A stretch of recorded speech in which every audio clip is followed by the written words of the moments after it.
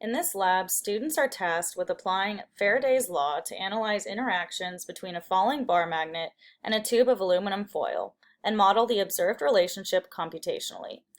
The major physics principles which this lab covers are Faraday's law, the Biot-Savart law, Lenz's law, Newton's second and third laws, and superposition.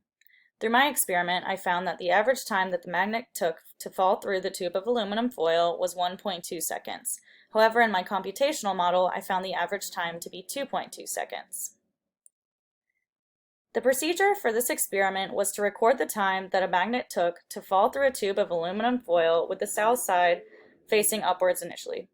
After 5 trials, I found the average time it took for the magnet to fall through my tube of aluminum foil to be 1.2 seconds.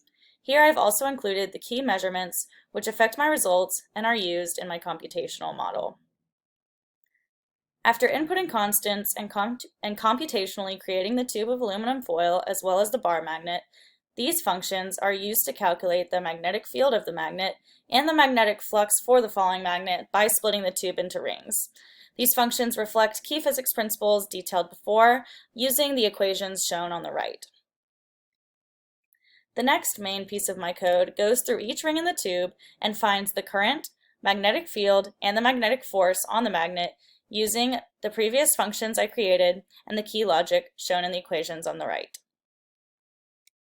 Lastly, using Newton's second and third laws, I was able to find the force of gravity and the magnetic force. Then add these two values together to find the total force. These are the results of my computational model. The red and blue rings symbolize the magnitude of opposing currents within each ring of the tube as the magnet falls. You can see that once the magnet enters the tube, the velocity is constant until the magnet exits. This is where on the graph there is a constant slope, indicating that the opposing forces on the magnet must be equal and opposite as we incorporate it in our code. I determined that the color blue corresponds to counterclockwise current and red corresponds to clockwise current, due to the downward increasing change in flux, which indicates that the induced current is counterclockwise. If the magnet were to be flipped around, the dynamics of the system would change in that the current would flow in the opposite direction. The total time and system of my computational model is larger than my real-world system. My computational model could be more accurate if adjusted to consider air resistance and the movement of the magnet as it falls. Lastly, the shape of the velocity versus time plot tells us that when in the tube, the forces are balanced, indicated by the constant slope on the graph.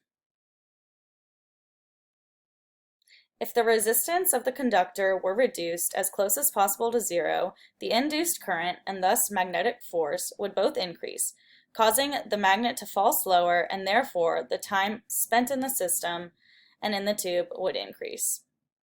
If holes or slots were cut into the tube, the resistance would increase, since there are now less complete rings. Thus, the induced current and magnetic force would decrease, causing the magnet to fall faster and the time the magnet spends in the tube to decrease. In conclusion, in Lab 5, the effects of Faraday's law were observed physically and computationally, as the velocity of the falling magnet decreased when it entered the tube of aluminum foil.